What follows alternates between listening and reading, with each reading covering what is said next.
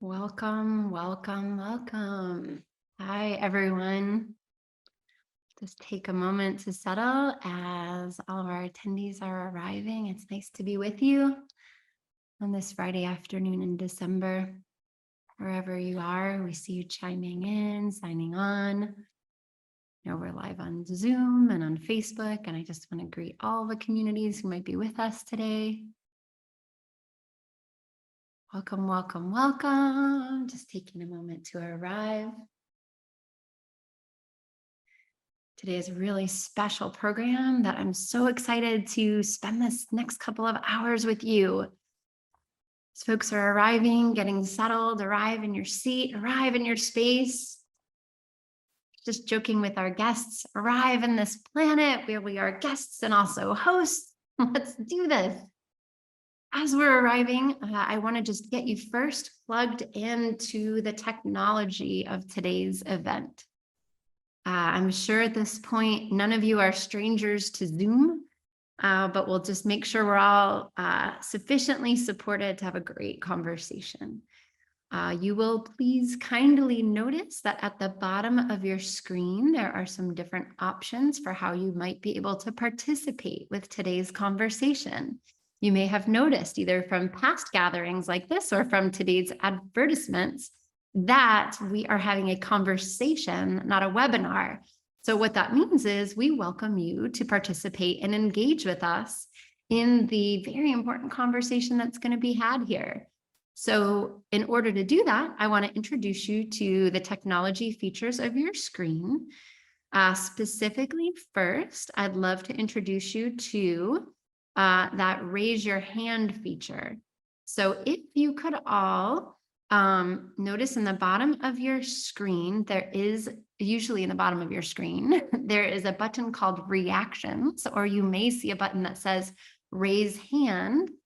What I would love for you to do is that if you are currently an SEP, and you know what that is, if that's what you are. If you are not an SEP, or you don't know what that means, then that's probably not you. If you are an SEP, could you kindly hit the raise hand, which shows up as a little blue hand in our list of participants, so we can know how many of you are currently SEPs. All right, I'm seeing a little bit pop up, so not as many. Trying to do math in my head. What is that in terms of percentages? Right now, it looks like slightly less than 10% of you might be SEPs. That's so cool. I'm really even more inspired by this conversation, knowing that we may have some others here. If you are currently an SE student, and this is another thing, if you are an SE student, you know it. And if you're wondering what that is, then you're probably not that. If you're an SE student, could you please raise your hand so we can know? All right, got a couple more. Okay, a little bit more like doing math. Just under 20% of you. That is fantastic. Welcome to today's session. I hope you find something enriching, nourishing, and supportive for your studies while you're here. And just know that everybody's contributions are really important in engagement with this conversation. If you are someone who's new to SE or doesn't know what SE is, just heard about the topic in general and is interested in the topic of gender and mental health, go ahead and raise your hand so we know who that is. And that also will let us know how many are just participating in today's conversation. Oh, I see a little applause coming up. Could you raise your hand in that reactions field, if that's you? Okay, I gotcha. Cool. You know what's exciting about this one?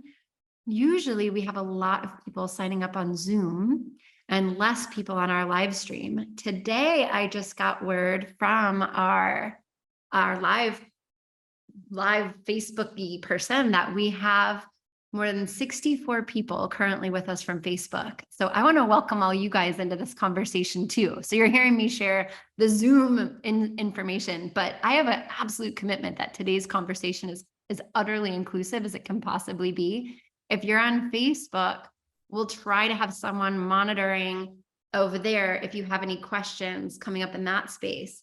If you'd like to participate in today's conversation by asking questions of our guest panelists and want to kind of come on screen with them, I invite you to find the event in the Somatic Experiencing Facebook page and sign up for it so you can get a link emailed to you right now. It is free. If you get that link and you join us on the Zoom side, then if you ask questions, we can actually bring you on, and your voice, your face, your person is a bit more included in the conversation. And if that's not for you, perfect. That's great. We're still just glad you're here. So yeah, thank you, Kiana, who is supporting the technology of this event, for letting us know that.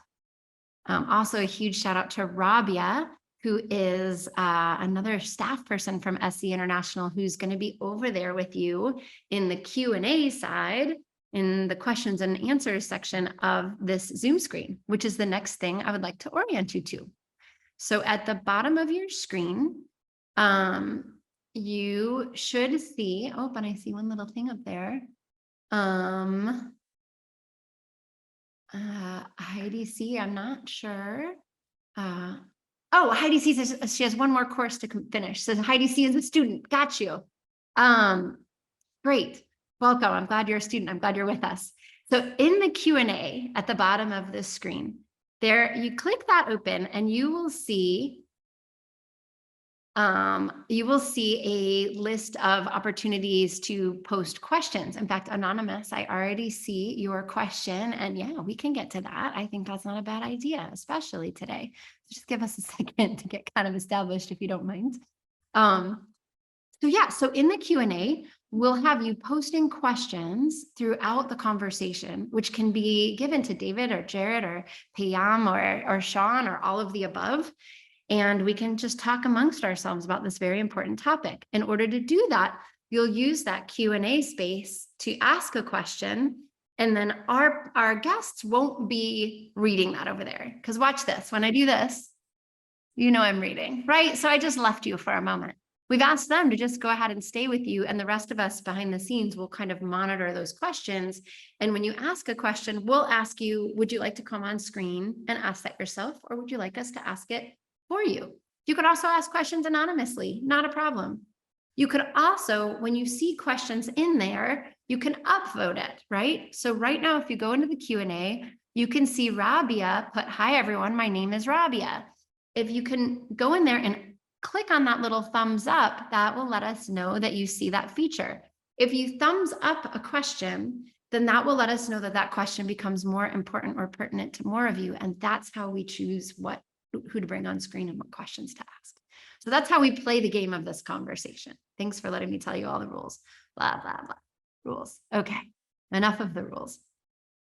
Let me also say, what I'd love for you to do to get to know that Q&A is, could you please now let me know that you also know that that's there by posting your name and perhaps where you're chiming in from. Or you could do this on Facebook also. If there's a place to put it on Facebook, can someone who's monitoring us on Facebook let us know how to put it on the Facebook page? And I'm sorry, guys, I haven't done that. But let us know where you're at. It's so wonderful that we get to have these conversations in a very wide geographic range. So it'd be wonderful to be there. So if you could post, like we are, oh, Grace in Sarasota, you're right up the way from me, Grace. I'm right down here in Fort Myers at the moment, working on some Hurricane Ian response. Anybody else? All right, we've got someone in Texas. Hey, Texas. Hey, Winnipeg, Canada. No, it said Canada. Welcome. Glad to have you. So hello, everyone. Now that we're getting acquainted, my name is Ami Lee, and I'm the Director of Public Health for SE International, where we're very pleased to bring you this public programming on matters pertaining to public health, where we integrate our interest in somatic applications of mental health and wellness, kind of combined into conversations that show up in the public sphere and the public health space that we think could be enriched and nourished by our understanding of the somatic experiencing of wellness, just kind of that body, brain, mind, heart connection. So that said, the point of this series is also to have these conversations that deal with prevalent and current topics, but also to have them in a way that's conversant. This is not designed to be just an information session. It's designed to be an engagement period. So we welcome you all to get engaged with the conversation. I see more of you chiming in. Candy from the UK. I wonder if you're the farthest away. But you're close. You're close. You're right here. You're like within a few inches of me on the screen. I'm sorry, a few centimeters.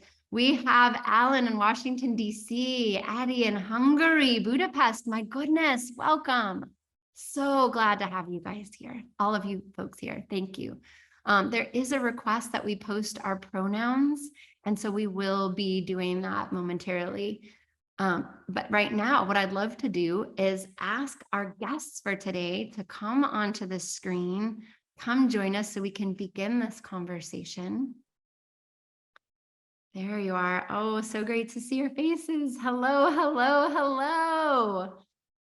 It's so fun. We've already had some good laughs together this morning. I'm just so excited for this conversation, and I'm excited and delighted, but also standing in the space of acknowledging this is a very complex, intense, and important conversation at this moment in history. So I hope my levity doesn't in any way overshadow the massive gravity of today's topic. I'd like to ask each one of you if we could get to know you rather than me slaughtering some bio or having people just listen to this ramble anymore. How about we get to know you personally by asking a question and have each of you answer in your own time the question as a way to get to know you. Sound good? Great. Absolutely. Great. Okay, so here's our question. What had you want to participate in today's conversation about gender and mental health? Or what do you see as specifically the opportunity out of us having this conversation together today? As I ask that, I will jump off the screen. I'll pop on periodically to bring you questions, but I'll get off and allow the conversation to unfold. Who'd like to start first? I'm happy to start. Great. As a person who does a fair amount of consultations with other therapists and certainly my staff at the New Beginning Center, I'm always humbled by how do I approach a conversation about having both something to offer as well as what am I going to learn. And so I'm with you, Ami, on how do we make this space as inclusive as possible. So they're all questions, all concerns of the heart are welcome. For me, it's been a practice of leading with my I statements, my experience of this journey personally in finding my way, coming out, in multiple ways, and creating a space for other people to feel it being safe enough to explore their own identity, whether it's in terms of sexual orientation, whether it's in terms of gender, which is today's topic, but that every person is, worth a novel. And that's certainly, their story is worth a novel. And I'm happy to share from my own experience personally, as well as what I've encountered in, working in our intensive outpatient program with our clients, as well as the consultations I've done and trainings I've done with medical professionals and other therapists. So I think the opportunities is for me to be impacted as much as I hope to impact the hearts of each of you here.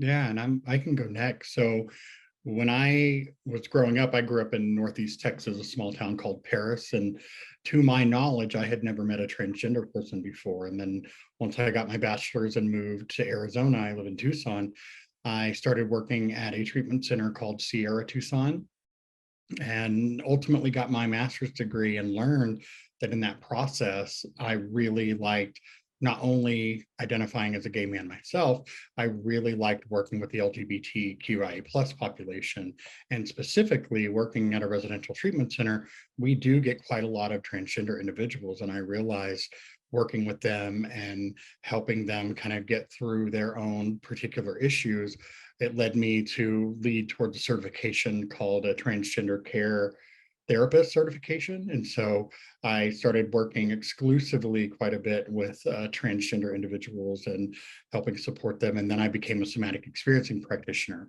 which led me into the lens of being able to see the impact that being trans has on the nervous system. And so I was able to work a lot with people individually in regards to their own gender dysphoria and body trauma in regards to being trans, and really being able to help support that population. Ultimately, I moved into leadership at Sierra Tucson and now oversee quite a lot of therapists and provide supervision for them.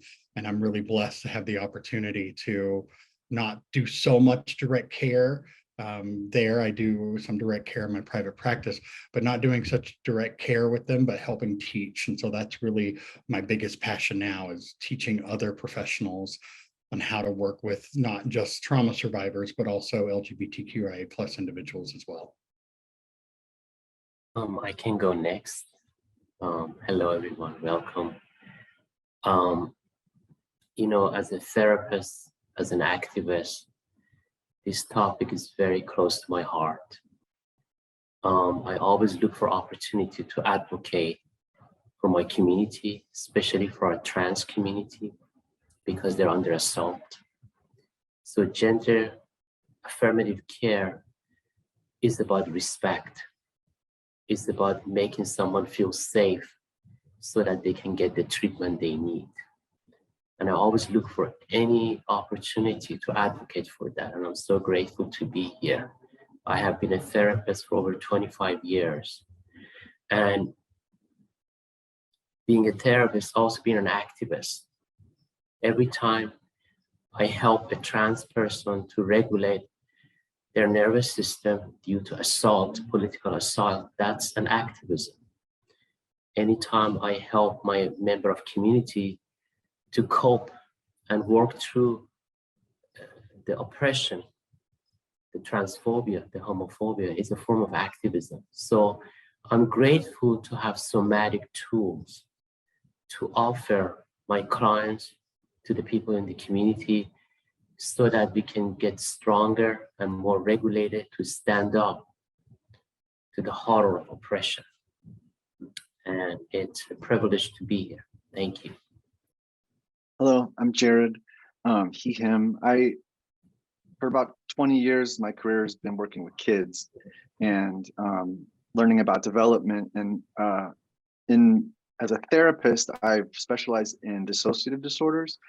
And I sort of threw my hat in the ring thinking, when I refer looking for people to help with people with these type of identity traumas, it's hard to find people with lived experience, extra training, clinical experience.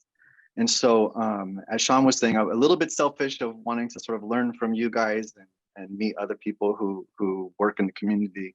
And then also if I can kind of lend my vantage point of working with a lot of dissociative disorders and people on the gender spectrum, then because I do see sort of untreated and untracked a lot of dissociation in people who have what really is an existential type of trauma. And that's a pretty abstract thing. So I'm excited to talk about that stuff. Jared, one of the models that we use in addition to somatic experiencing is comprehensive resource model in terms of working with dissociation. And I really like the internal resources that it creates. So we have this experience of I can sit with a client and both maybe in the beginning assist them with noticing first that they have a nervous system, and that, how it operates. We have printouts, color printouts of the biphasic roller coaster in every office of our center. to really make that point. You know, am I in the green zone of resilience? Am I heading into the red zone of fight or flight? Or now am I dropping down into the blue zone of dissociation? And then in addition, I think CRM really brings a lot of the neurobiology and the internal imagination as a resource to expand, I think, and really address these existential crises, because I'm tapping into my generational resources, my past lives resources, my connection to the universe resources, my archangels, and all of that just provides so much robust support for this journey of how do I be in the world as the unique individual that I am in the face of oppression, marginalization, discrimination, violence, all of that. I'm not that familiar with that. Does it incorporate parts? Is it kind of Yes, adjacent to parts work? absolutely. Yeah, that's part of it, is working with, trying to provide connection to what we might think of as a core self, that which exists beyond this timeline. Certainly cultivating a sense of who is the adult part, who's making the attempts at showing up on a panel and doing the dishes and having a relationship with a partner, and all the while, for myself included, waking up this morning and not quite recognizing my anxiety as connected to some young part that is still working out my performing for love aspects of myself. So yeah, I just got tingles because I love that part of this can really be a creative constructing. It's like a productive, I'm producing the self that I was going to be, that I right. Yeah, which I appreciate the tingles because I'm a little nervous, so I feel Yeah.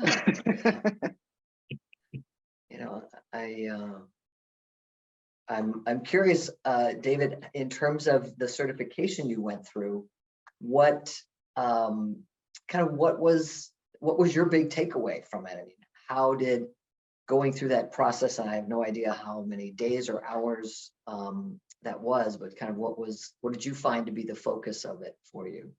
Yeah, so the training was through ITCA, which is I forget what the full acronym stands for, but it's International Transgender and I think Care Association, but they are located out of Florida. And so I actually took the training from home in Tucson, and it was a 3-weekend 40-hour training. And so it was Saturday and Sunday, three weekends over the course of 6 weeks. And it really was just a lot of it was interviewing other trans people about their experiences and finding out details about what the transition process looks like. And the primary purpose of the training itself was to be able to work with individuals so that you can write letters for gender reassignment.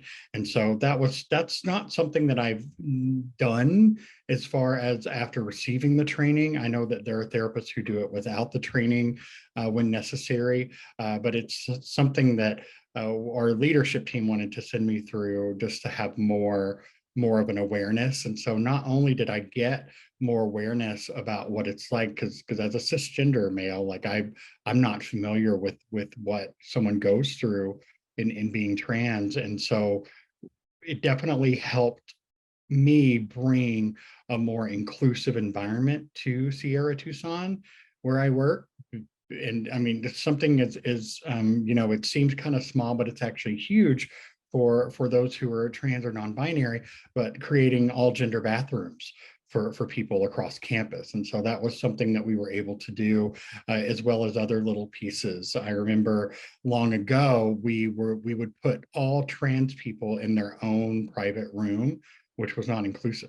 And so we actually now will put people in the room where they identify versus saying, hey, we're going to segregate you and put you in a place that isn't going to be a fit or isn't a place that's going to be supportive for you. So it really helped create a lot of insight, not just for me, but for the people I work with and teach, as well as us as a facility. Yeah, those are some huge differences. Mhm. To just affirm, to kind of clear out some of the anxieties that there's, Mhm. already tons of anxiety of someone getting to the place of being willing to go to residential care.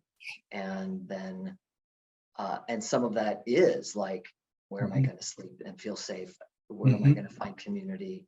We're all seeking tribe Mhm. and, uh, wanting to be seen for who we see ourselves as. So, Absolutely. And for trans individuals, quite a lot of the time, there is a huge terror of going to a residential treatment. And I will oftentimes speak with families or speak with potential residents before they come in and help assure them that we are a safe environment for them, because their fear is so huge because of prior experiences, because of what we see in the media, because of a lot of different things. I mean, even the idea of rights being taken away. And so it's just this huge component of needing to have a safe space. And I'm honored to be able to help provide that. well, to get a little controversial, I don't think we can reassure anybody that we're a safe space. Sure. I think we can acknowledge the places where they feel vulnerable, Mhm. and offer, here's what we're making attempts to do to address those places where you feel vulnerable to the point where it's stopping you from seeking the care that you would like. Yeah, absolutely. And let me clarify, as far as being a safe environment, it's really more about letting them know that as far as how we have worked with people in the past to help them feel safe, that is something we look at. When we know about nervous systems and how people have different experiences, there's no way to assure anyone 100% that they're going to be safe anywhere. And Right. so being able to just kind of honor that piece. And there are people that, even though we have these things in place, they come to us and maybe it's not even that they're trans, but they may still feel that there is a fear about something because of their nervous system. Even though it is physically a safe environment, it may internally feel like it's not. Listening to David's experience working residential program, I remember back in 1994, 95, I was hired to work in a residential program. And it was a mixture of straight and LGBTQ community. And at that time, of course, this is dark ages, 94, 95, we didn't have this kind of conversation. So we have come a long way. I'm very grateful for all the work we have done. So I recall this residential program was a mixture of all kinds of people. And what I observed is transgender people or gay men or lesbians or bisexuals, they were segregated in different houses. But what was so interesting, when I would do a house visit, I recall all the LGBTQ people houses were extremely creatively decorated. And compared to the rest. And that was really teaching me about the essence of being a gay person, a lesbian, a transgender person. There is something numinous about our essence, something very creative about our soul. And I had the opportunity working there for about 10 years. And I saw that trend, that this tribe were exceeding the area of cooking, decorating, sharing in the group, offering resources, working as a volunteer. So there's something there that we need to tap into. We need to help our clients to tap into. There is something I think is included in our being, that because of internalized homophobia, because of the transphobia, it doesn't get access as much.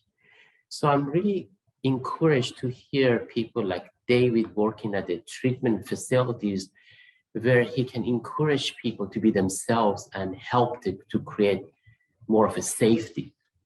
Because the safer our people can get, the easier for them to tap into their gift, their essence. And the tools that SC offers to regulate the nervous system, the more the nervous system gets regulated, the easier for people to access those potentials. So I was very interested in this conversation between Sean and David about residential program. Thanks for bringing that up. I worked at a residential program too, and I feel like these, the little intro to the session and out of the session, where we're kind of in a ventral vagal, just socially sort of connected zone, are so important, because I think attachment wise, there's that clinical term of sparkle. I don't know if people have heard that before, which is I'm cute, I'm the baby, and here I am with a drawing, or just waking up in the morning, and then mom and dad go, and when you showed up different, a little more feminine than you should be, or whatever, people, there's a conspicuous lack of sparkle, even when there's not, you're not being traumatized and beaten for it. And over time, so when you kind of walk into the session, and as therapists, we try to mirror the client and not overdo it, but be just a kind of a step behind wherever they're at, but a little bit of like, hey, acknowledging that I see what you're wearing and look at you.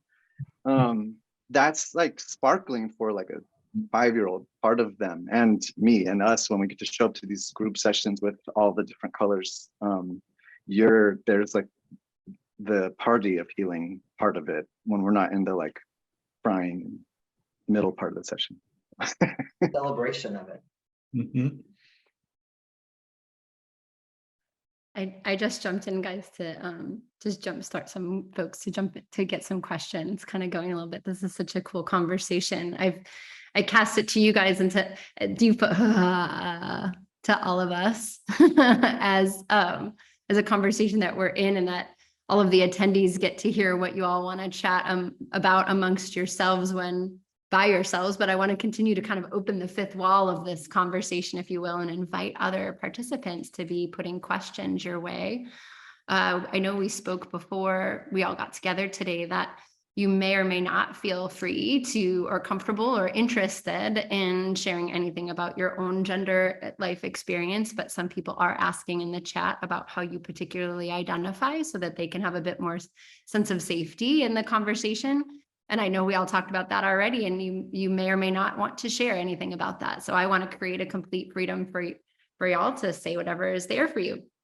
I also noticed when you were just sharing, Pam, about like people sparkling and being more radiant in celebration, I'm just thinking of past partners in my life who were like less sparkly and wanted rooms that were painted black in New York City. And that was actually an expression. And we're not wanting to suddenly have to be sweet, kind, or excessively expressed. In fact, they were enjoying that their gender was allowing them to no longer have to be some kind of radiant, bright creature. So I just want to put in the space that there's all different ways that might look. And then that made me want to ask you all about like what you may have seen over the course of your life, however you identify, in terms of a transition in your world or in the world. I don't mean to go too abstract or broad or too specific. Take that how you like. But what have you seen change over time? I mean, I'm thinking about myself in the 90s in New York City and San Francisco, and times in Stonewall and times in Miami Beach, and all the different things that we went through in different communities, and how different that is to the gender conversation of today. And I just wonder if you would speak something about your own timeline of experience with this particular topic. Could we get to know you more that way? So, my journey was coming out as queer in the 90s.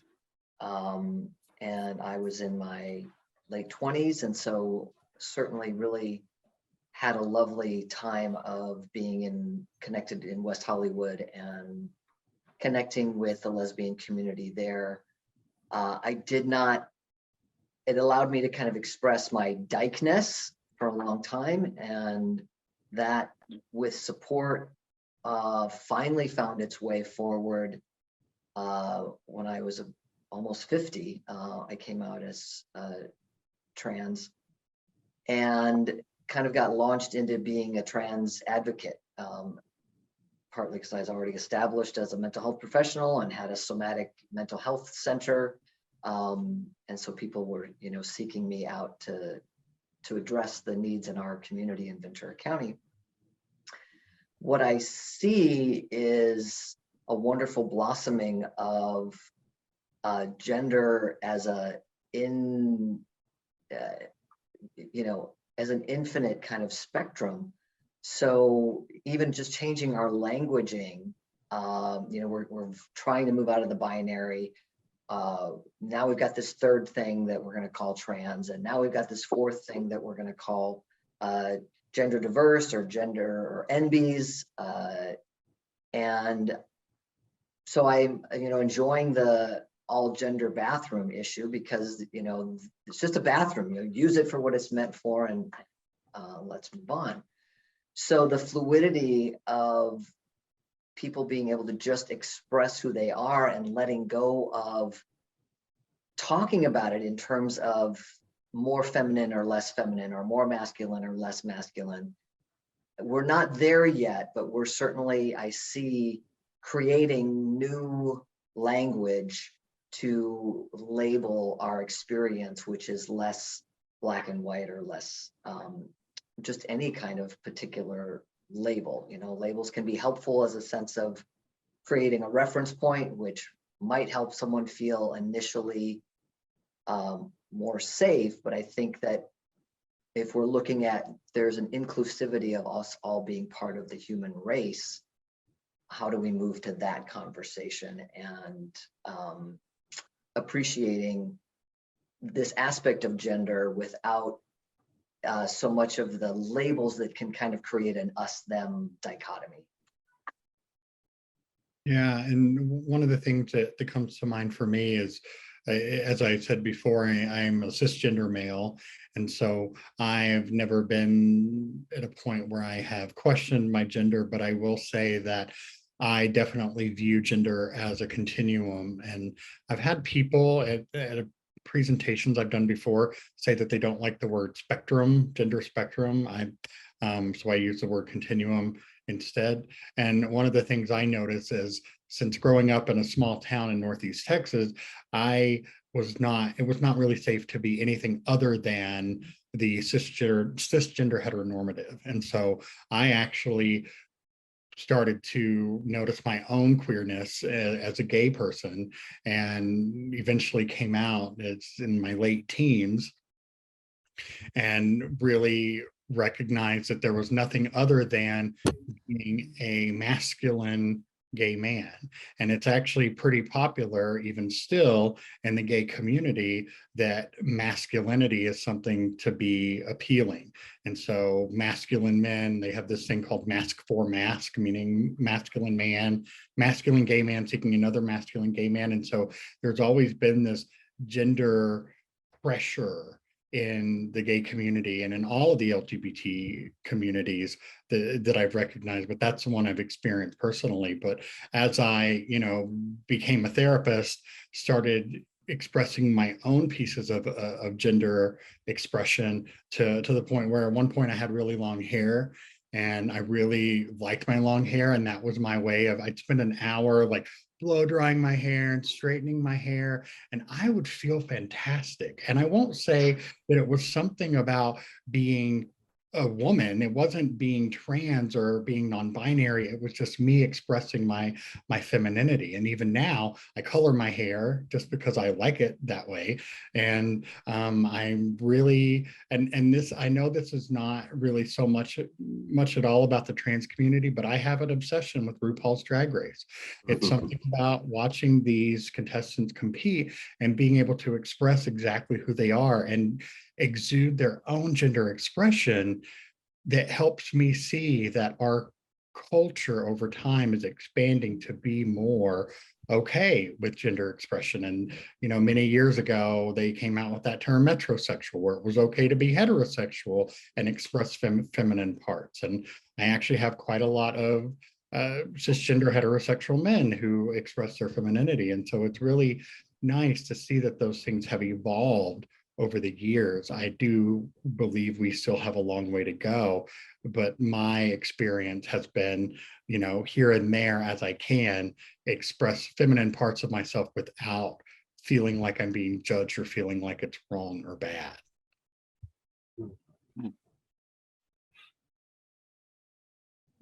Reflecting on what everyone's sharing right now, the question was asked, like, what's different now versus back then? I came out in my late adolescence, and like a lot of people, when you come out, you go to places where other gays hang out, and for me it was West Hollywood. And for a person of a color, young, coming to West Hollywood and not having any tools to cope with everything going on was very taxing, very, very challenging. But as I look back, what has changed, what's different today, one of the things that is very visible to me is our visibility. We are more visible today than ever before. Back then, you didn't see as much visibility in media, in people talking about gender differences or sexual orientation. So it's very encouraging to see this level of visibility. And this visibility is very important. It took a lot of hard work to get to this place. And I from a spiritual perspective, I look at our visibility or my visibility as this light that is in contrast with the darkness of homophobia. As a cisgender gay man, I have a struggle with homophobia, and the visibility is like this light that I carry that helps me to read the book of life, that helps me to look at the path of my life. So, and it's a huge deal. Maybe today, younger generation might take it for granted, but it took a lot of hard work to be able to have a panel like this today and openly talk about gender differences, gender affirming care, or sexual orientation. And another thing it seems different to me now versus back then. People are more fluid in the expression of their sexuality, which is nice to see that. Back then, it was very clear, you're gay or straight. They only had one name to describe everyone, gay. Today, it's so nice to know that people have the freedom to really express who they are, name who they are. And there's more fluidity, there's more variation in expression. So, so these are some of the things have I noticed, the difference of back then versus now. But another element to add here, I think that's so important. When you come out as a refugee, as an immigrant, you also losing connection to your immigrant tribe, which is very, very important to survive in a foreign country. So the coming out for a transgender person, for a gay person who are not from this country has a level of stress because your own people tend to reject you, and you're left to turn to your own gay community or transgender community. And if you happen to be a person of color, there might be a complication there. So if you happen to work with a person of a color or an immigrant or refugees, keep that in mind, that there is that level they have to deal with. I have a bit of a strange relationship with visibility. My mother was a high school teacher and in Kansas, and my father was her student. So she got pregnant by a high school student. And when I was born, I didn't know, but there was this sense of hide him. And, we would be walking through a grocery store parking lot and I would say, oh, look at that lady. And she would grab my hand. And so there was just sort of my nervous system from then on. And there were unfortunately other kind of violent and crazy traumas in my childhood. I ended up global high. If people aren't somatic experiencing people, that means your nervous system is pretty vulnerable to highs and low. And I also have structural dissociation. So I'm always Jared, but there are parts of me that can really kind of go into a survival place. So I walked into a preschool and saw the toys on the first day, and I saw a dress, and I put the dress on and started ironing because that was just what I was supposed to do. And then I immediately got chastised. And from then on, I also was in very religious environments. So when I started working at the group home, a lot of group homes for children are run by religious environments. So I was the only, no one was open if they were queer, and there probably weren't that many in the first place. And by the time I ended up 15, 20 years later at the residential treatment center that was a queer residential treatment center, there was this one moment. So like, I thought it was really interesting, Sean, when you said, we can't quite, it's a little controversial, but we can't quite promise them safety. And so we were about to receive a new client. And this was a young trans girl who was just starting her transition. So she was presenting sort of a mixed presentation. And she's almost here. Let's all get ready to welcome her. And I started to freak out. I was on the verge, I was having a panic attack, but not quite hyperventilating. And I couldn't figure out what is going on. This is not the first person on any spectrum that I've met. And I've had different trainings for gender inclusion and all different kinds of things at that point. But I had to take a moment and kind of consult the different parts of me that were, for some reason, trying to survive something. And I realized, there's a trans man here and a trans woman there, and she's lesbian and he's gay, and we're all this. And we're not, like, I think the survival part of me was still at church going, no, you guys, we're all supposed to be quiet, because it was just me at the group home. And I could hide in there. And it was just me one-on-one with any of my like queer and trans clients. But like, it was the first time that it was like a bunch of professionals, like, they're gonna find us out because she's gonna come through, and then we're all gonna have to go, hi, I'm Jared, he, him, his. And it was so irrational, but that's, like I said, I like to talk about dissociation. Parts of me were kind of flashing back to my personal sort of Vietnams, because I had never been in a situation like that. So, but it was really lovely too. So yeah, so that's an example of things very changing. I didn't ever know that I would have been in a group with just whatever you want to be, and you can be that and, be professional and try to help someone, which is wild and cool. Thank you for sharing that. I had this thought, it was like, that was your family.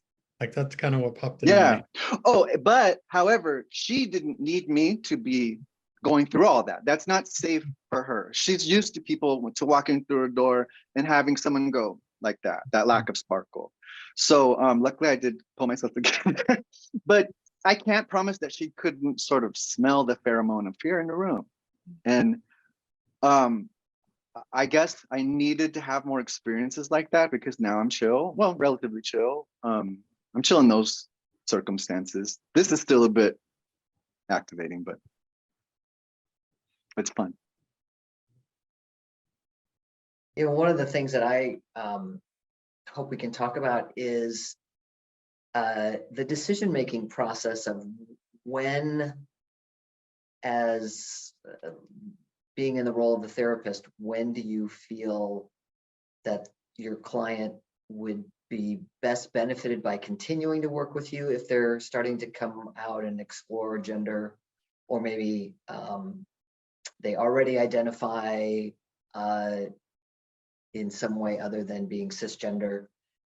And when do you seek consultation? When do you seek it being appropriate to refer them? What are kind of some of those decision-making processes?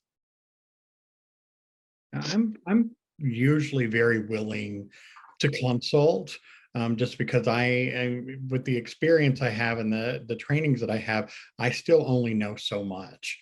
And one of the things I'm grateful for is going through that transgender care training. I still have them as a resource if I need to reach out and get consultation around anything that I need support for. There was the only one particular person that I felt a little uncomfortable working with, and this was really more their choice to stop working with me, but it was somebody I had seen briefly in my private practice several years ago who came to see me because they had started transitioning a couple months prior, and they wanted their gender reassignment letter. That's why they came to see me. And so I met with them, I believe it was once or twice, but I met with them and they immediately wanted the letter. They wanted to be able to change their gender right away. They were suicidal, and they also came into my office smelling like marijuana.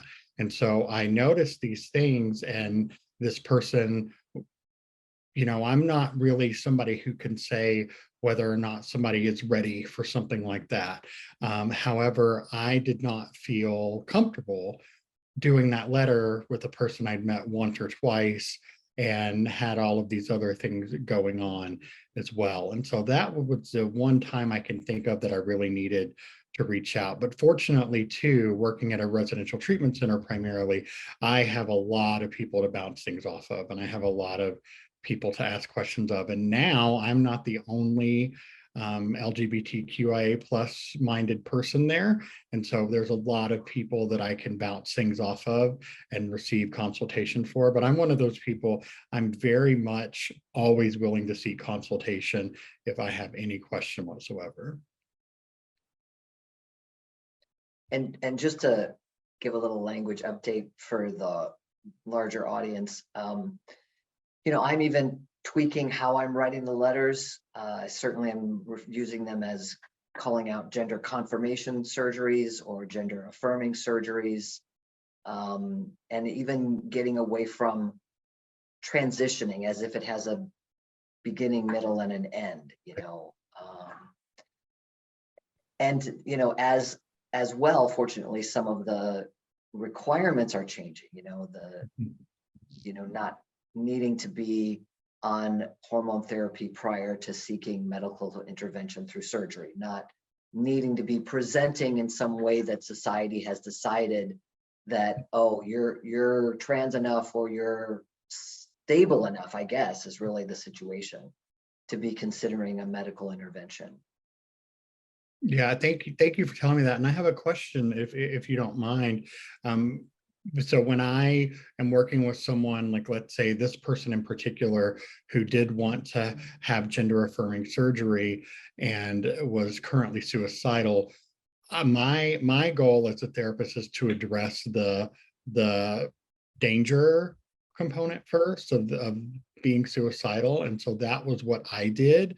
And so I'm curious, would that still be something that I would do in working with someone, or would I still be able to say, hey, let's go ahead and move through with this for you? I just want to make sure I do the right thing. Yeah, it's a complex, layered, intersectional situation. And because part of the suicidality, let's just presume, is from the marginalization and the gender dysphoria and that construct, of I'm trying to be me and the world is not affirming that, and instead oppressing me or wreaking violence against me. Mm-hmm. The other piece that to me I look at is no matter what, a surgery is a trauma, Mm-hmm. right? Whether I want it, whether I think it's going to make my world, light up, it's still someone coming at me with a knife and all of the, healing that comes from that. So if someone has a nervous system that is, teetering at that edge of being suicidal, we're trying to support them with, okay, what is possible to address their safety from violence, from discrimination, from marginalization, in terms of their gender expression or their gender identity. Do they have a tribe of any kind? What can I assist them with in terms of addressing the connection of gender dysphoria to the suicidality? And, talk about, I want to support you to have these medical procedures or interventions that you believe will really assist you. And my commitment is to help prepare you for that, because I'm preparing you for a trauma. Mhm. Mm. Thank you. I tend to keep like right when I get the first call, I will talk to them about what their symptoms are, what they want to work on, and then try to provide some resources to clinicians that have a lived experience closer to what they're going through, since I identify as this. I also tend to get, I tend to attract, I don't know why, but particularly non-binary, trans masculine clients who, and this is a statistical thing within the neurodivergent autism community, there tends to be more gender diversity. And so sometimes I'm the appropriate person because I have a lot of experience in working with autism. And so they might want to stay with me for that. And then, yeah, it's nice having worked with these facilities where you know other clinicians that you can call up with lived experience when you need to consult. So. When I provide consultation for other therapists around working with LGBTQ plus community, one of the things I encourage them to do, especially if the therapist is not gay or lesbian or transgender, I ask them to do some soul searching and go deep within yourself and see how you really feel about working with this community. And if you have any biases, you must work through those biases before you offer care to this community. Don't just think because you consider yourself an ally, you're going to be doing fine. You really have to dig deep because you're dealing with life and death. When a person comes to you and has struggled around gender identity or sexual orientation, these are not an easy subject. And if you have any doubt that you can help the client, refer them to someone who has, like Jared said, have the lived experience. So I think when it's come to consulting, help provide a consultation to other therapists, it's important to encourage them and not be ashamed to look at their own biases and address them and ask for help. So I think that piece is important too. Beautiful, really important piece. And as y'all are talking about sort of clinical applications, I wanted to add into your dialogue something that one of the anonymous attendees is pitching out that seems to fit into what you're talking about. Someone is asking about gender euphoria as the positive state we experience when our gender expression is aligned with our identity. So I hear you talking about that alignment of identity and Payam, like, you know, how do you support that there's something optimal in finding that alignment with our identity? So I just want to put that question in front of you all inside of what you're already talking about. It says, I'm interested in gender euphoria as the positive state we experience when our gender expression is aligned with our identity. Can you speak to how gender euphoria manifests, how it can be cultivated, and how it impacts mental health? I have a sense this person is really asking about liberation. When who you really are, when everything about you aligned, when they're in sync, there is this sense of liberation, this sense of freedom that can come up, and it can show up as a bodily sensation that we can certainly validate and bring awareness to it. So if I understand the comment and the question correctly, I think that gender euphoria is really about liberation, is really about finally coming home. After all these years of struggle and going on a journey of self-discovery and doing the work, finally I'm here. And that's a very powerful moment. That is like the alchemy. It's like, okay, you turn something to gold. So, wow. So I'm very happy for anyone who has that experience. More power to you.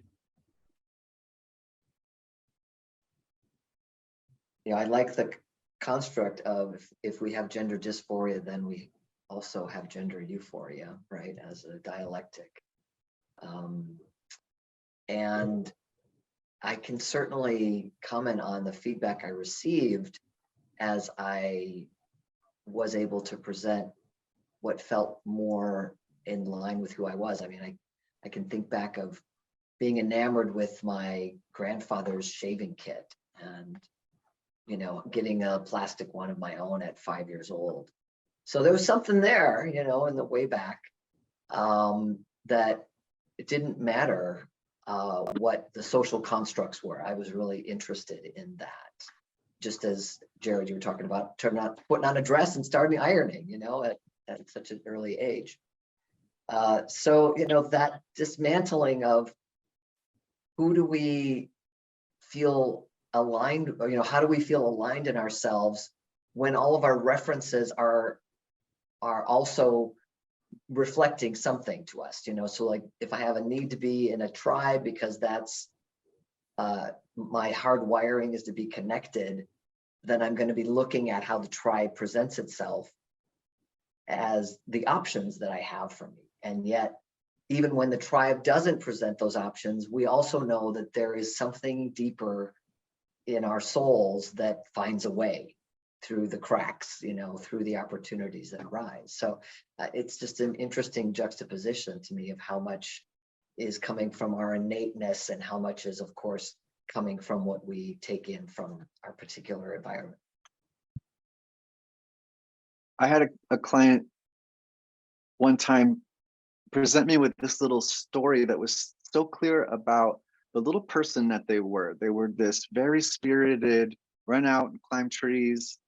And so working with them and seeing them start to light up a little bit, and to be a little controversial, I don't know how I would do any of this without somatic work, because Payam, you had used the word in the practice session, someone's essence, and I see you speaking so much to this ineffable, hard to find language, not concrete stuff of just who myself is supposed to be. So then with other people, I've kind of said, I wonder like what you were just gonna be if none of this hard stuff, if you hadn't had to survive all of that. If someone was just like, oh yeah, there you are, let's go to school, let's go to the store, whatever. And as they start to kind of connect with that and feel some of the, you know, less unpleasant and more vibey, positive stuff, it's a bit of a template for what gender euphoria will feel like now when I walk out of the house as the person that naive, hopeful kid was gonna be. Yeah, I really and kind of is today. yeah. Something that Sean said that reminded me about something that I've thought of since, you know, I knew I was going to be doing this discussion today, is how does attachment play into all of this? And like having that moment with your grandfather where, you know, you have that enamored appeal of the shaving kit and how we have these healthy connections with people and how that relates to our gender. It's something that it really kind of stuck out to me, is looking at those connections to our loved ones. And did we perhaps have somebody who was very matronly in our life that really gets us into this enamored piece around, I really like the word enamored, enamored piece around that connection to being interested in empowering women and that kind of thing. And so those are the kinds of things that I think about with this gender euphoria, is thinking about how our relationships with others are connected to those kinds of pieces for us. Diane Poheller is the creator of a modality called DARE, which is kind of, you know, parallel to somatic experiencing, and talks a lot about a component called the competent protector, which is somebody who has been in our life who was able to protect us. And as we're healing attachment wounds, we're able to kind of get close to this being of the competent protector. And I think about that quite a bit in reference to not just gender, but also being a queer person myself, is which of those people in my life were supportive or empowering for me. Yeah, that reminds me of just the sense of, as we're talking today, and Pam talking about being an immigrant, where each of us have vulnerabilities of where there's been oppression, marginalization, discrimination. Some of us have several identities that connect with communities where there's been trauma, right? And I also, I have a belief that each one of us has some place in our life there that is a superpower, where maybe it's that we have one place in our life, or maybe more, where we are in the dominant, what's seen as the dominant culture. So we have power there. Maybe it's something internal that is just this light that beams brightly about our creativity in some way, but really kind of calling out when I talk to folks about the acknowledgement of both, that where do I see and notice the places where I'm vulnerable, where I need somebody perhaps from the dominant culture or somebody with some certain superpower to lend me a hand, and where do I notice my own privilege as a superpower, so that I can lend a hand to folks who need it in those particular areas. So I sort of have it that your superpower, the four of you, one of them is somatic experiencing. I just make that up about you because I so love our modality that joins us. And I know not everyone watching us will have this, and this is not me trying to turn this into a commercial for somatic experiencing. But I swear when I discovered this work, how as a person who had lived in these communities that we're describing right now, it was a game changer. It was very different than being articulate and having to talk about my feelings, when it was suddenly the experience of really entering to my being, noticing my person, noticing what feels like a superpower or doesn't, all the kind of things we do on the regular in the somatic experiencing world.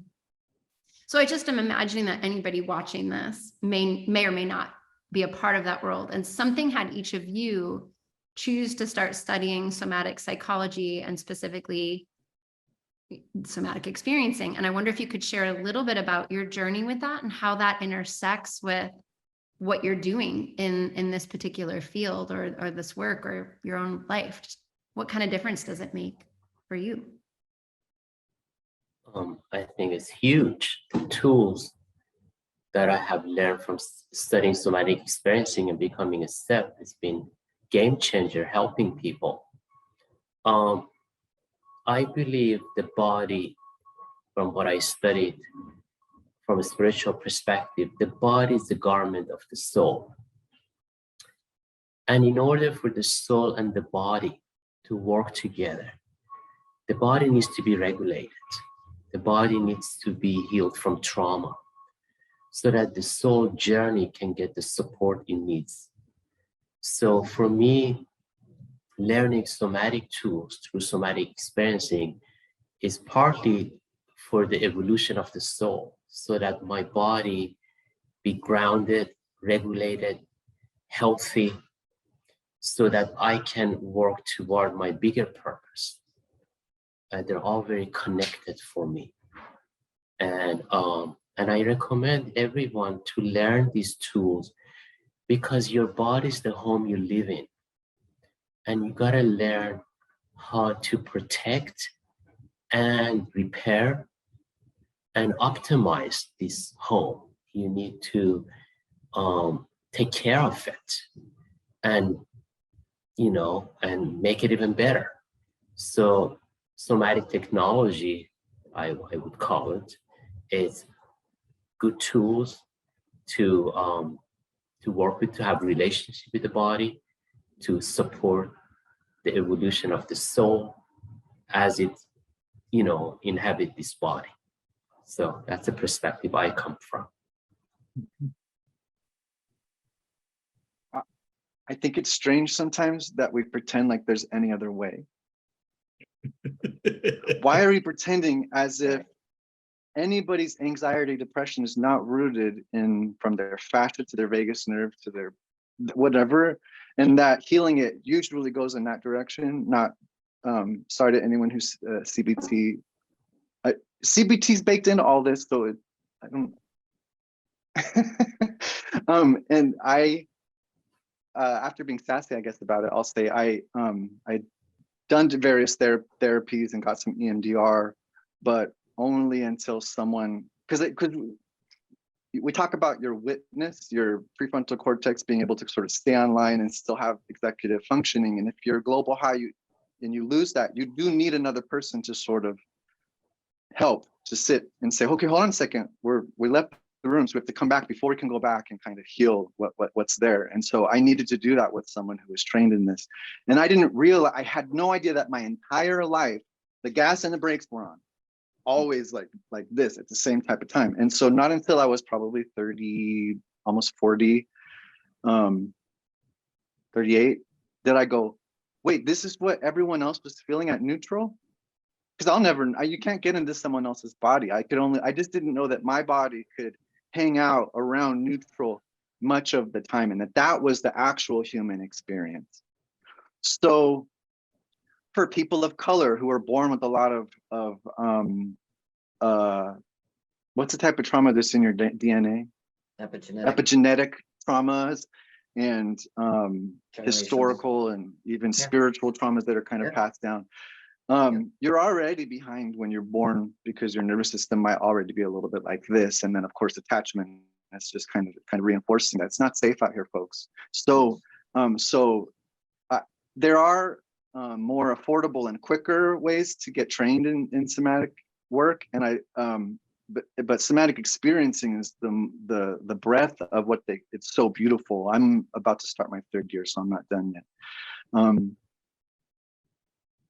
Yeah,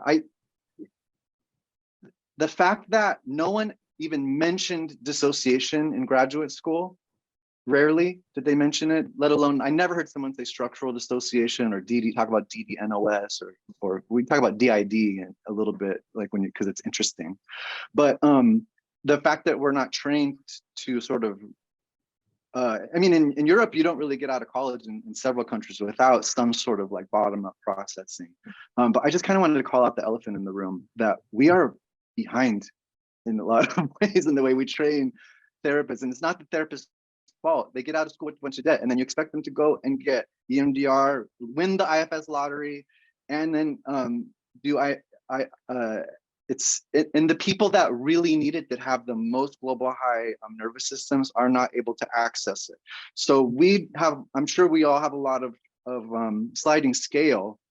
And sometimes when you talk about like referring someone to a trauma therapist who also is of trans experience and has availability, where? Right. And isn't seeing a whole client load at an affordable rate, because they're paying for thousands of dollars of like extra training. I'll stop quick because I'm rambling a little bit, but I have a client that we don't really talk about presentation and like the physical, how they look gender wise, whatever. And yet this summer they went through a whole dissociated, derealized, whatever thing. And now they're going to start going on hormones. And none of the work that we did was talking about much of the stuff that I even got in my training for gender confirmation, just because of their particular presentation. But what they really did need was this somatic stuff, because it's just coming from like a very dissociated nowhere place, really wild symptoms. So it really helps. Yeah, I thank you so much for sharing that, Jared. I noticed, like, before I started SE training, I mean, I work at a place where ever since I've worked there for the past almost 15 years, we've always had somatic experiencing practitioners there doing SE work with people. So it was something that I got acquainted with even before I got my master's. But one of my coworkers, after I got my master's and became a primary therapist doing therapy there, she basically without saying the words, said, "You're in Global High, you need this training." And not so much that I needed to do it with clients, but that I needed to do it for myself. And I got so much out of becoming an SE practitioner that I was able to heal the things that I didn't even know I had. Like, it was able to go into my nervous system and start developing this renewal inside of me, to the point where there was several traumas that I had actually with professors for my undergraduate degree, where one professor told me, my bachelor's is in criminal justice, one professor told me that I wouldn't be able to work or be successful in the criminal justice field because I was an out gay man. And so she actually told me that. And so getting that message, but then realizing, like, as I work through the trauma, my nerve, like, I didn't realize I held on to that until I started doing SE training. And it was actually something that was so developed in my body that I had become scared of being gay. Aside from growing up in a small town in East Texas, where it's really not okay to be out there, but it was just this piece that I'm very fortunate that this colleague had said to me, "You need this training, please go." So I'm hoping that it wasn't because I was just ridiculously over the top with everyone.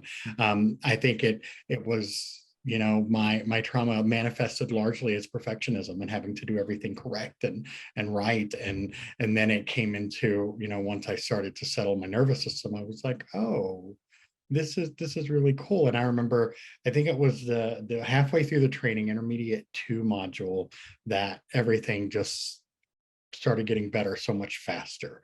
And so I'm actually really, really honored and grateful, because we have right now 18 of our staff going through SE training that started back in October. And so, as the associate clinical director of trauma services there, I was able to bring the training to us. And so, if nothing else, I hope that these people going through this training, the staff of ours, are able to get healing on their own. And I'm not recommending it to them because they needed it, but it's really more about, I want to give this gift to others, not just our residents or our clients, but also to the other people like us who are out there practicing. There's probably about a third of the people going through the training on our team that are LGBT. And so being able to give that, not just to a piece of our community, but also back to the therapy community, I'm just really honored and excited to have that opportunity. And now I'm starting to ramble, so I'm gonna stop. But I mean, I could talk about SE all day. I really could. Well, then on cue. I want to thank everybody who's here who might be more interested in somatic experiencing, as I was being here. And so one of the things we like to do for anyone who is attending live today, so that includes if you are on Facebook watching live or if you're Zoom, but we do need to receive this request within 24 hours to know that you're seeing it from the live version. You can send an email to publichealth@traumahealing.org, and we can get you a complimentary free one-time access. Gosh, that sounds so commercially. A one-time only access to SE Basics, which is a class we do once a month out of SE International. It's a 3-hour class with a little bit more about somatic experiencing. So if you are in a professional role or some participant in society in a way where you think becoming a student of somatic experiencing might be interesting to you, you could take SE Basics, and we'd like to thank you for being here with us today and give you a free pass. Woo! Also, this is free programming that we provide as a charitable nonprofit organization. If you would at any point like to make a donation to SEI, maybe specifically with issues around gender equity or whatever it is that is really stimulating you around this particular conversation, please go to traumahealing.org/donate. And Rabia will also drop it in the chat. Perhaps we can also drop it in Facebook if you'd like to make a donation to SEI. There's our like. I was going to ask about our commission, but you said it's free, so. Yeah, I'm so sorry, dude. But actually, oh, here's your commission. So here's where I do a commercial for you guys, because really a huge part of this series is we want to feature each of you as our amazing SE community of people who are available to be resources to you. So When we do post this online afterwards, you can find it at www.traumahealing.org/conversations, or you can see previous versions of this. And if you click through, it will take you over to YouTube. And in the YouTube wordage at the bottom, you will find ways to get in touch with Jared, David, Sean, and Payam. That's right. In case you'd love to follow up with them to get some sessions or some consultations or whatever might be available in their scope of practice to anybody who's connecting with us. I know for my own self, finding therapeutic providers who can be in the conversation you all are in is distinct and special. I celebrate you and choke back the lump in my throat with gratitude. Yeah. Okay. Happens every time. What is that? My goodness. This is called global high activation. No, it's called being on screen with a bunch of sharing your you guys, it's such a real conversation. It's so beautiful to just be witness to you engaging with each other and as colleagues, peers, and sharers in this work. Technically, we're supposed to have about 7 minutes left, but maybe we keep going a little bit longer. Well, how would you feel if we added a little bonus? Ooh, David's dancing about it. Sparkling about it right there. Would you folks love to continue to do another 15 minutes so we can just keep seeing what's alive in this conversation and what's just arising organically? Seeing nods, no one's being dragged along against their will. Is this consent? Okay, cool. We'll keep going. We'll keep going. There are some cool questions showing up in the chat on here, and I'm saying chat, I really mean the Q&A in Zoom. So sorry, my language is missing it. There's one that I wanted to pitch in front of you, which just struck me as particularly supportive. It says, do you have any advice for building supportive parent-child connections around gender, or perhaps repairing connections that have been broken? I think this hits another anonymous. All of our questions are anonymous, by the way. That's why I haven't been bringing folks on. And so I really want to honor you attendees and the anonymity you're choosing. We still are with you. We still see you. We still hear you. And we welcome these great inquiries. So once again, do you have any advice for building supportive parent-child connections around gender, or perhaps repairing connections that have been broken? Just asking this question warms up my heart. Mm-hmm. Because I wish my parents had asked that question. This is a loss for me. So I remember a long time ago, I received a call like that from a concerned parent that wanted to be supportive to her child who's different. So my advice is, when you love your child, when you accept your child, when you provide resources for your child, when you get resources for yourself, like, PFLAG, for example, one resource, you are more likely to help that child to grow and blossom. So the fact that your intention is to help that child and you're asking a question like that is huge. There's a lot of love there. So seek information, join communities of parents who are, thinking on the same line. Learn tools. The biggest tool is respecting your child, loving your child, making it safer for your child. When I was a kid, nobody told me that, honey, you're different and it's okay you're different, but when you go to school, protect yourself. Don't make yourself too vulnerable there because you're going to become a target of being attacked. I needed tools how to deal with the violence was happening every day of my school day. And I didn't have those tools or those protection. So we live in a different era today. Get involved with the school, become an activist in your school and confront hate anywhere you see it. And with your child, titrate, because sometimes you got to break it down into small pieces, because your child might not be ready to you be such a big ally, because they're struggling to accept themselves. So make sure you tailor your feedback and your support to where your child is. Meet where your child is. Don't go overboard. Of course, don't be, non-supportive, but ask the child, honey, what do you need? What can I do to help you to feel safer? What would help you to learn more about what's going on? How can I be more of help to you? So have an attitude of support, of curiosity, of finding resources. So this is some of the things just came up as I was listening to this question. But we have a great panels here. I'd love to hear your feedback on that. I actually get asked this question a lot. And one of the things I really loved what you said, Payam, and really, resonated with me, and kind of like me as a gay kid, like what I needed. And I didn't get that either. And the biggest thing, because everyone is different and everyone's nervous system is different, asking them what they need. Because if you overcorrect or try to do too much to create safety, that can become unsafe if you feel like you're pushing your own agenda on them.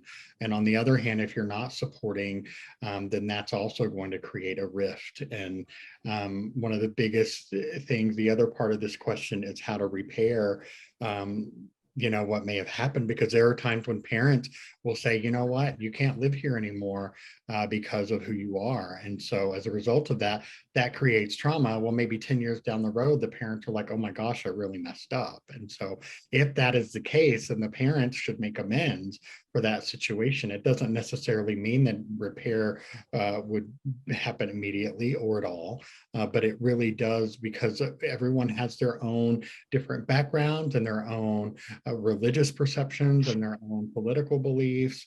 And so as a result of that, there are certain people who do not feel comfortable being okay with LGBTQIA plus individuals. And so when it comes to it being their own child or their own family member, that creates this inner parental rift where they might feel, okay, this is not what we taught you, you need to leave. Or it may be, I don't really know how to act in this situation. And so I think that oftentimes, and I've learned this through DARE, it's that parents become demonized for their behavior towards their children as a result of whatever they do. And one of the things that I've learned to perceive is if a family member does that or says, hey, you need to leave, or hey, that's not okay for you to be like that, when they get these messages throughout their lives, they turn the parents into the enemy, and they don't get an opportunity for that repair, that attachment repair.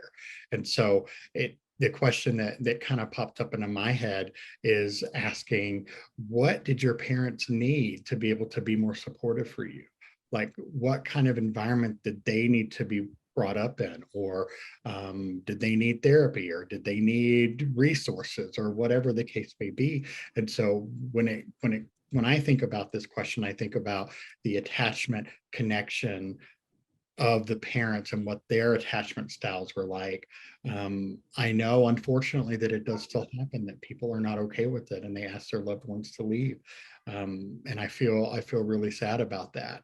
And on the other hand, I do hear people asking this question like that's being asked today. And I feel so grateful that question is being put out there, because some people really do want to do better, and they do want to be more present and have an understanding. And the last thing I'll say before I stop is when I came out as gay, my brother was very anti-gay, and he read books on LGBTQIA plus individuals. I mean, this was back in the early 2000s when I came out, but he read as many books as he could, because he's a very cerebral engineer type person. And so he doesn't really think emotionally, he thinks cerebrally.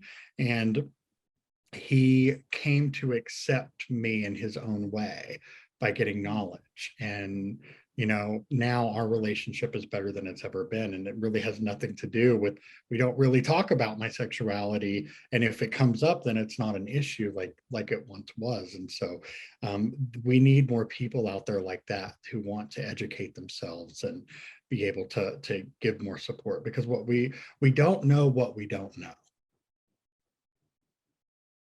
And David, you just really kind of called out that it was your brother's difficulty. It's the parent's difficulty. The kid or you are just being you and showing more of that. And as I was thinking about my conversation, talking about vulnerabilities and superpowers, Pam, I started to realize that really our vulnerability is our superpower. Those things that where we do feel vulnerable ultimately are where we have the most power and light.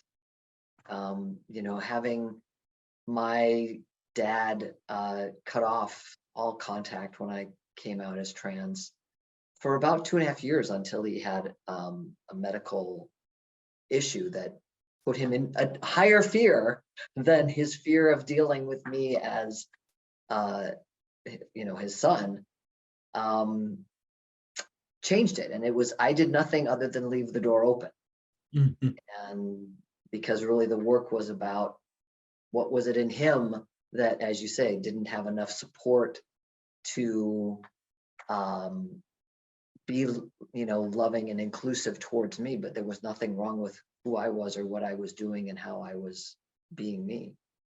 So that, I try to, when I work with families, call that out as quickly as possible, of really disowning the responsibility from the kid, however old that kid is, doesn't matter, and honoring the parent's journey and holding the responsibility, of what is the parents to work out.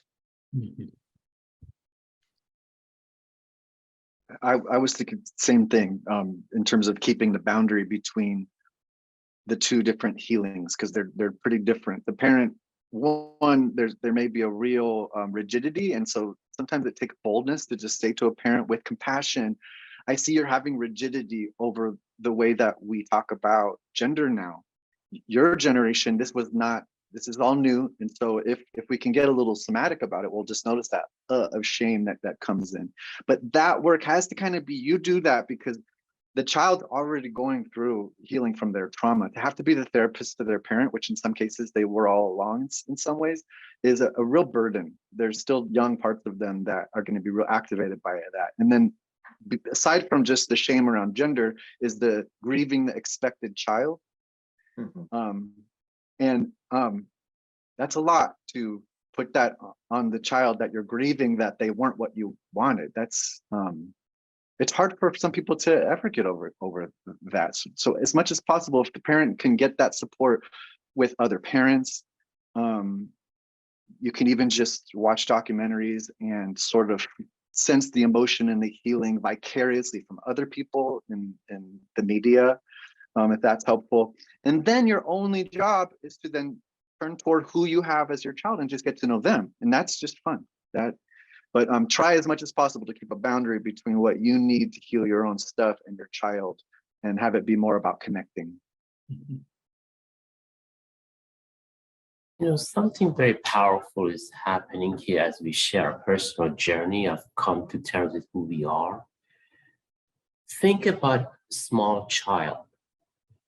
This child has to understand a very complex subject without any help.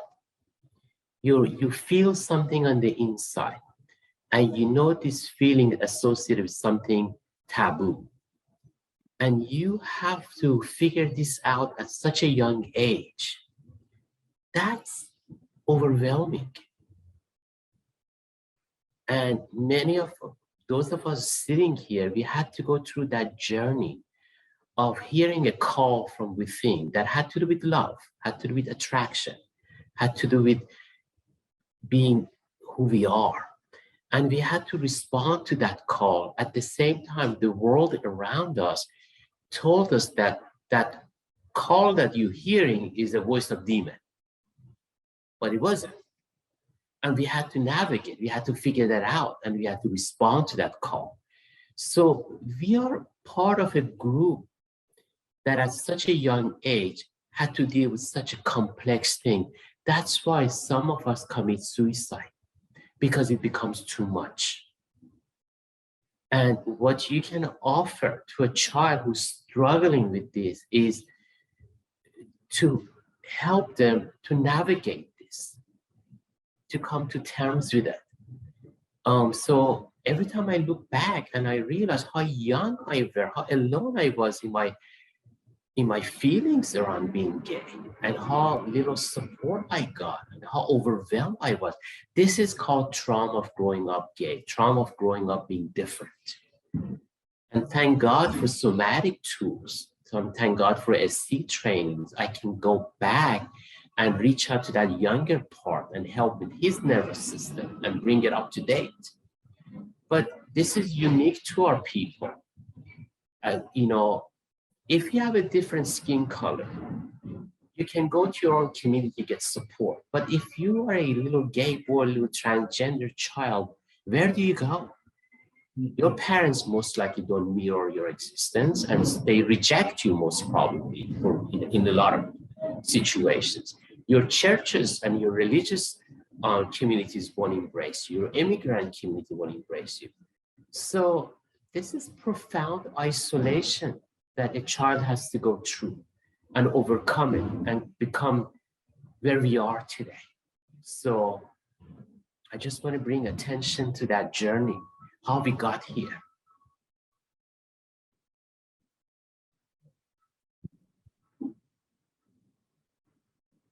How did we get here at the end of this programming? Really magnificent inquiries are happening in this conversation. Something that's really just occurred in as I'm listening to you guys, what I'm just hearing is a lot of just kind of shared wonder and shared respect for your journey and for anyone else in the journey of discovering themselves and coming to be themselves in full bloom. And I just thank you for that. What I've made up about each one of you is that you're catalysts for people becoming more themselves. And I just really thank you from the bottom of my heart for your own commitment to your own becoming yourself, for the boldness, the courage, the braveness, and the brightness of how you put that here in an embodied way as a mental health provider, as a student, and as a personal offering. That was quite a choice that I just really respect each of you for. Thank you. As we come to wrap up and we look at what we could offer the world in some pithy one or two or three or a little handful of words, if you could leave us with a couple of words of encouragement inside of this conversation about gender affirming mental health, what hasn't been said yet that you might want to say, why don't we say that as a sort of closeout statement? What's your bumper sticker? What's the last thing you want to leave them with as we drive different directions? I guess my bumper sticker would be in an effort to be as inclusive and sort of disarming, right? If we're talking about people being in fear, or, all of us have been traumatized by the time now, post-pandemic or through pandemic, would be just share your pronouns. It's an easy thing to do, especially in this technical Zoom world. And for those of you who are cis, it creates a invitation to recognize gender. And for folks who identify as something other than cis, it creates more visibility. So that would be my bumper sticker. Put it on your email, put it on your Zoom, put it in your signature. My bumper sticker is always ask. Ask for clarification, ask someone what their pronouns are, ask somebody what they need. They may not particularly know. And so as a practitioner, if you're a practitioner, then there's going to be some needs that you know how to meet. But when in doubt, just ask.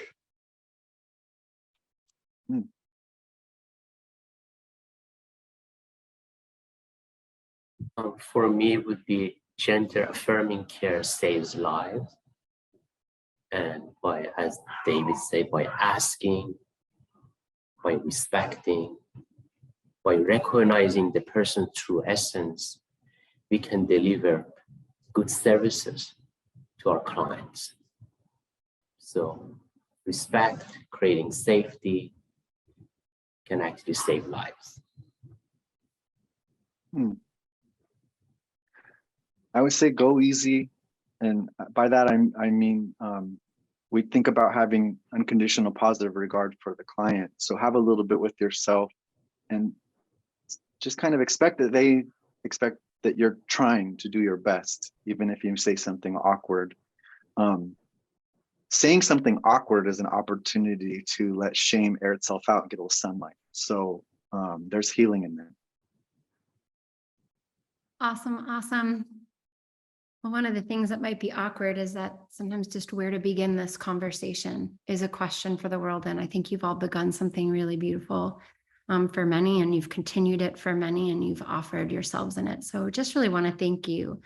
I also really want to acknowledge SCI. I think we've had a bumpy, rocky road at times, just like many organizations, any groups of people over the years trying to identify, like, how do we speak about gender? How do we carry ourselves? How do we honor the gender pronouns? How do we not have a lot of breakdowns or ruptures around honoring people's identities as they're emerging or clarifying or just coming into our own purview from the places of privilege that have kept us from perhaps actually looking and seeing people who we're with.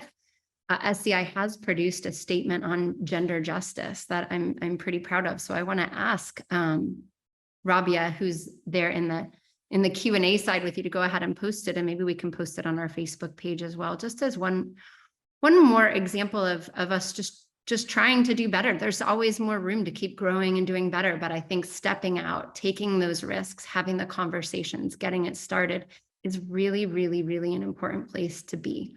So much thanks to you all again. Thank you, and huge acknowledgement to everyone who's attending today, or even if you're watching it later on YouTube.